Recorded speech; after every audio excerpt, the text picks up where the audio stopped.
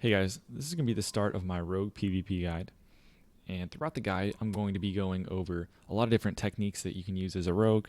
So, stuff like different stealth openers, how to use spell batching to your advantage, what diminishing returns are, how to manage your diminishing returns, specific add ons that can help you in PvP, and also, macros and just strategies in certain matchups. And speaking of matchups, I'm going to be going through each common spec and doing a whole video dedicated to each one so that you guys know how to fight, for example, a warrior or a shadow priest.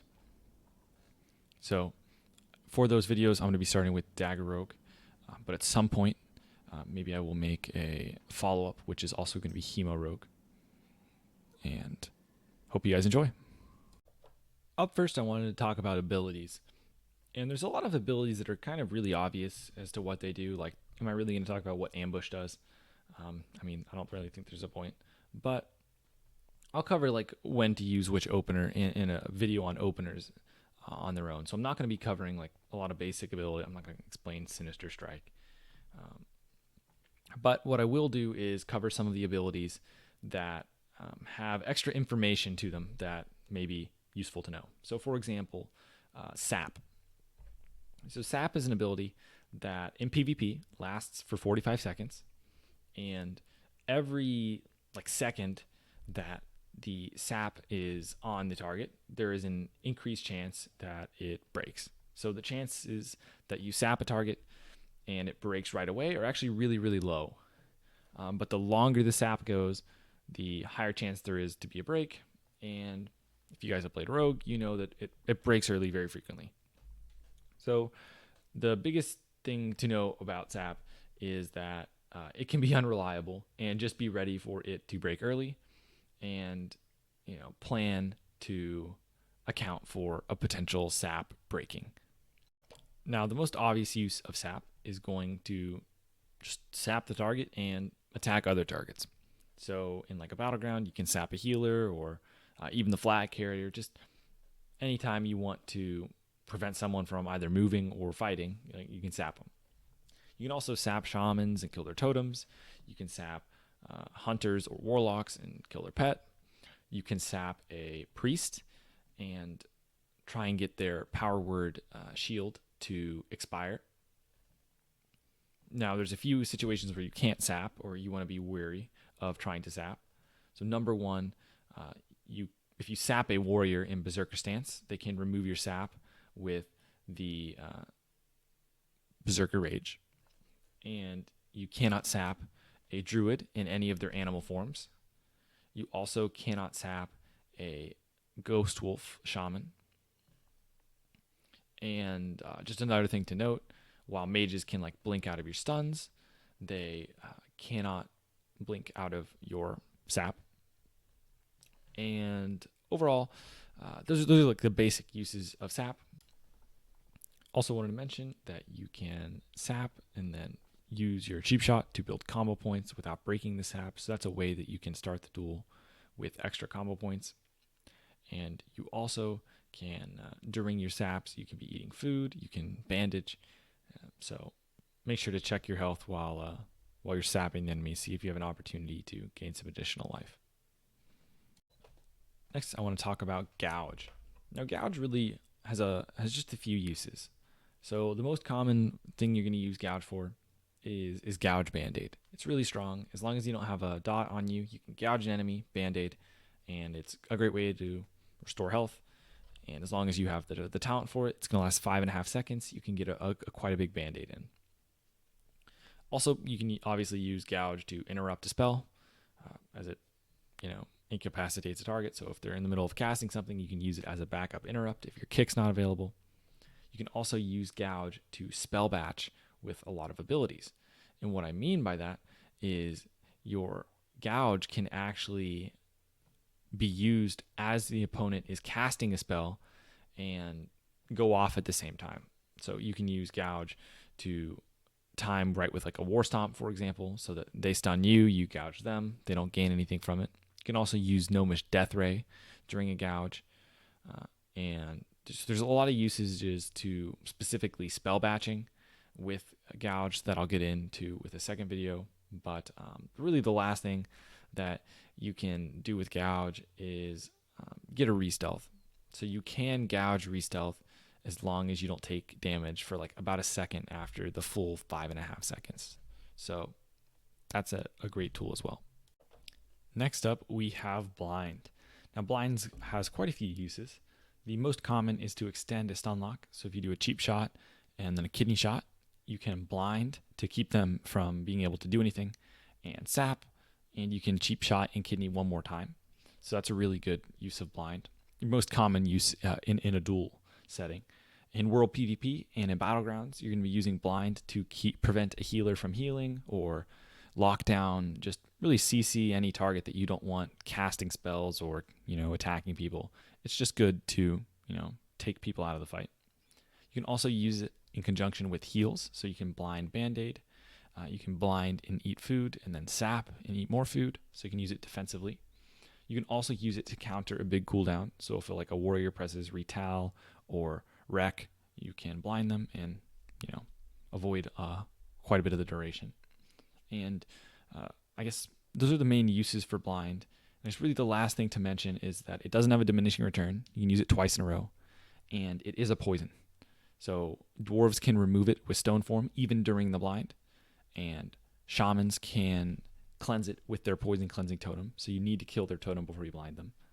And druids can cleanse it. You actually saw in this duel that the druid cleansed my blind with their poison cleansing ability. So just keep an eye out for that. Next, I want to talk about Vanish.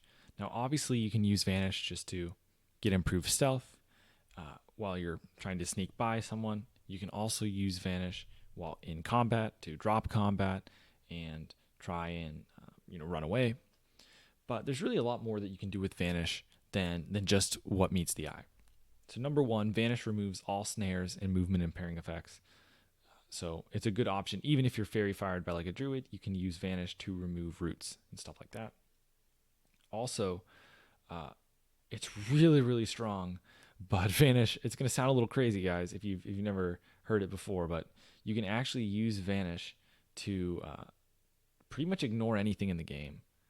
And what I mean by that, I guess I really can in depth show you right here with this example.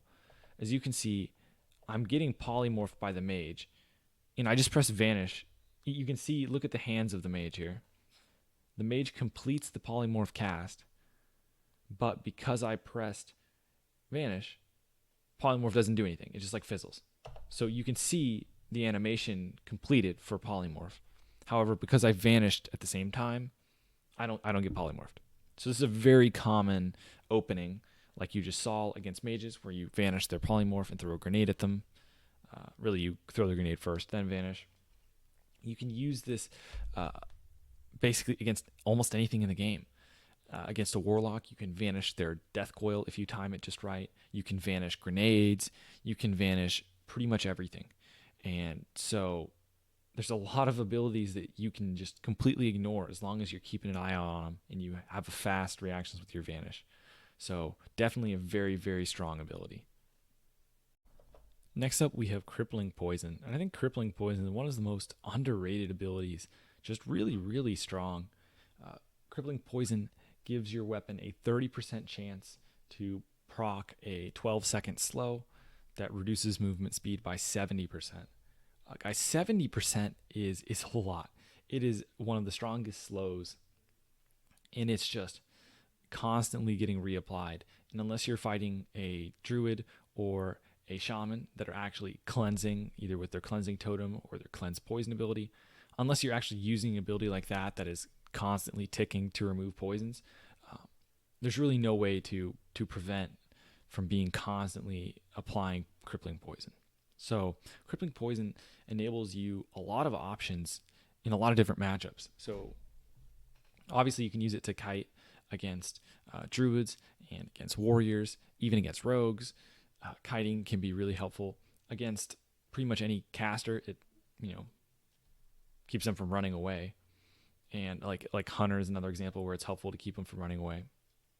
But even in matchups like where you wouldn't expect, like against Shadow Priest, it can even be helpful because if you have crippling poison applied to the priest before you are feared, it actually makes it hard for the priest to catch up to you once you've been feared really far away. They're moving so slow, and it's just another thing that they have to worry about cleansing. And when they have so many abilities they're trying to get off, they really can't afford to cleanse during the fear. So even against them, it can be pretty annoying for them to have to spend a global cleansing poison in the precious moments that you were feared. So crippling poison is really underrated.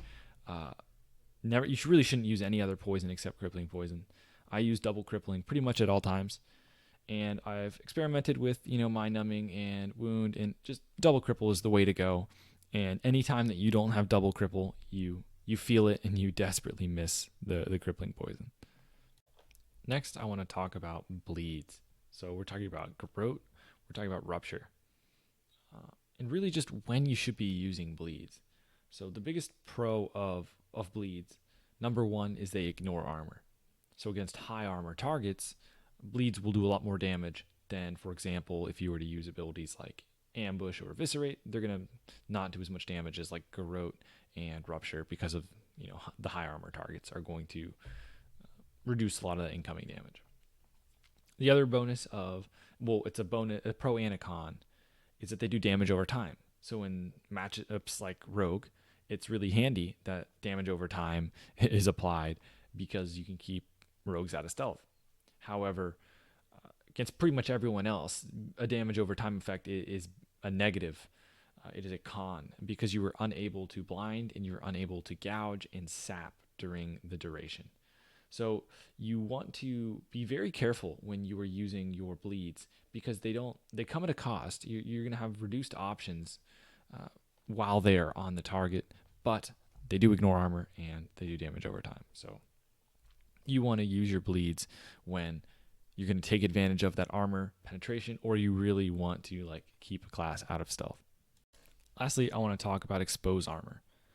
There's a lot of misconceptions about when you're supposed to be using expose armor, and a lot of people seem to think that the tankier a target, the better it is to use expose armor, because, I'm not doing very much damage to that warrior because he uses too much armor, so it probably is going to be helpful to remove some of it. It would make sense. But basically how armor works in Classic is the more armor you get, the less powerful armor gets. So the difference between 40,000 armor and 30,000 armor is really small. But the difference between 5,000 armor and 10,000 armor is pretty big. Or even 2,000 armor versus 5,000 armor. That's a very big difference. So basically the lower your armor amount, the more important it is. So if you're fighting a clothy, priests don't really count because they have inner fire, which is a lot of armor.